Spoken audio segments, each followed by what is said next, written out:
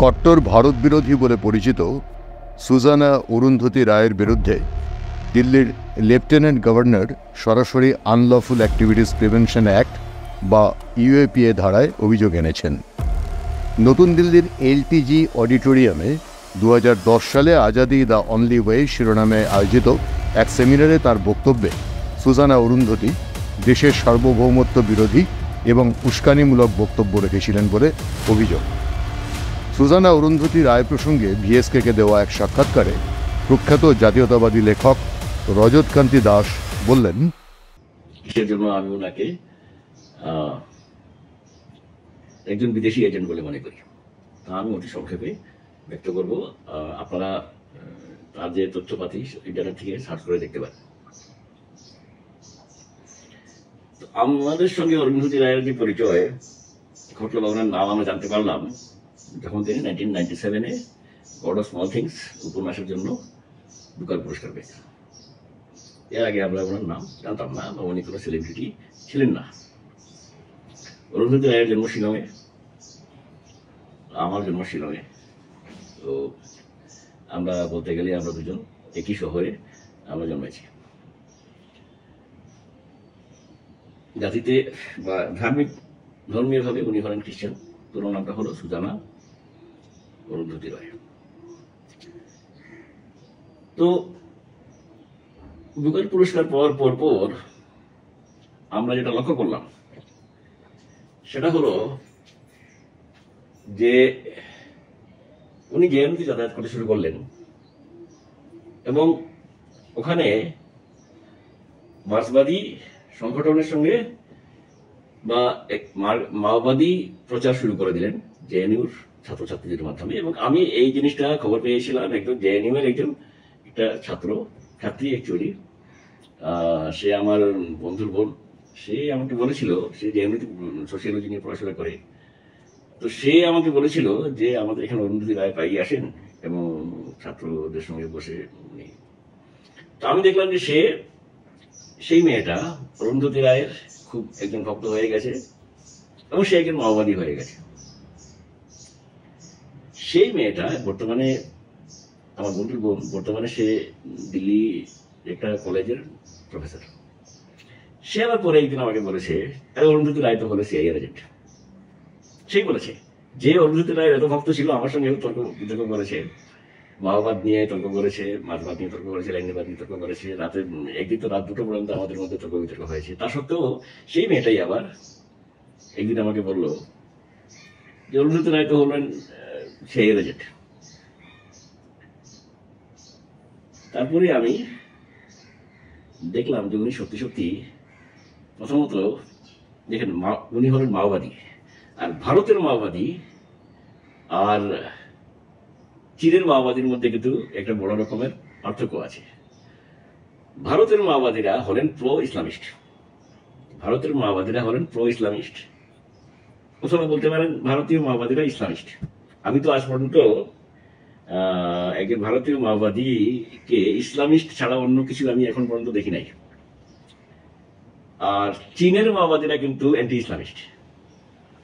এমনকি স্বয়ং মাও জেদং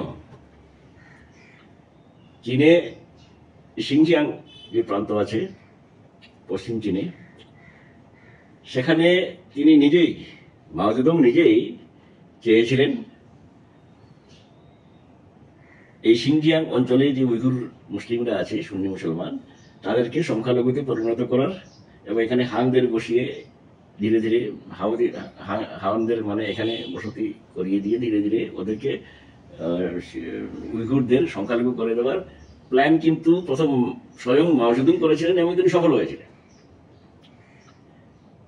আর পরবর্তীকালে এখন কি হচ্ছে চীনে তো আমরা জানি, সিনজিয়াং প্রান্তে কি হচ্ছে আমরা জানি। তো চীনে এখন ইসলাম ধর্ম শেষ করে দেওয়ার ওদের একটা মাস্টার প্ল্যান নিয়েছে, যেখানে কনসেন্ট্রেশন ক্যাম্প বানিয়েছে ইত্যাদিতে। এই নিয়ে আমি অনেক লেখালেখি করেছি, এখন আমি সেটা নিয়ে কিছু বলতে চাইছি না, আপনারা জানেন। কিন্তু ভারতের মাওবাদীরা আবার প্রতিটি রাজনৈতিক ক্ষেত্রে ওরা ইসলামিস্ট। সেই সুবাদে অরুন্ধতী রায় যোগসূত্র স্থাপন করলেন হুরিয়াত কাশ্মীরে। হুরিয়াতদের সঙ্গে ওনার একটা গভীর সম্পর্ক তৈরি হলো। Tribunal, just as I was leaving, a journalist, a TV journalist, stuck a mic in my face and very aggressively said, "Madam, is Kashmir an integral part of India or not? Is Kashmir an integral part of India or not?" About 5 times. So I said, look, Kashmir has never been an integral part of India.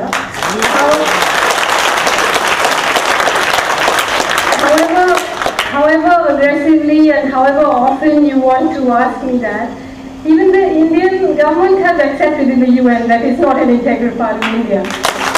So why are we trying to change that narrative now?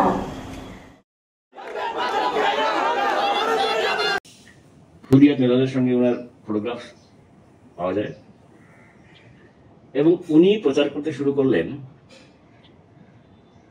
যে কাশ্মীর ভারতের অংশ নয়, কাশ্মীর একটি স্বতন্ত্র একটা দেশ।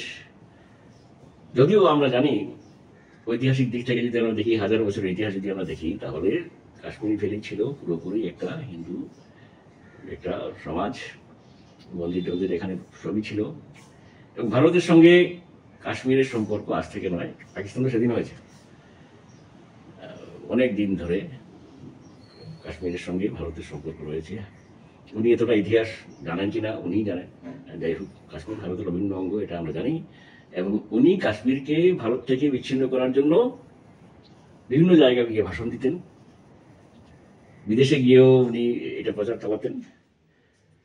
আর পাকিস্তানের সঙ্গে আইএসআই বা পাকিস্তান সরকার বা পাকিস্তান আর্মি, যাই হোক আমরা বলি না কেন, একটা যোগসূত্র আমরা পেয়েছি।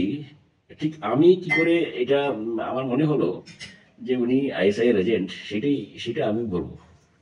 সুজানা অরুন্ধতী তার নামের সঙ্গে রায় পদবি জুড়ে রাখলেও আসলে তিনি একজন খ্রিস্টান ধর্মে ধর্মান্তরিত মানুষ। সন্ত্রাসবাদ বিরোধী আইনে অরুন্ধতীর বিরুদ্ধে অভিযোগ আনা হয়েছে। আগামীতে সুজানা অরুন্ধতীর বিরুদ্ধে আনা ইউএপিএ মামলার তদন্ত কোন দিকে যায় সে ব্যাপারে আমাদের নজর থাকবে।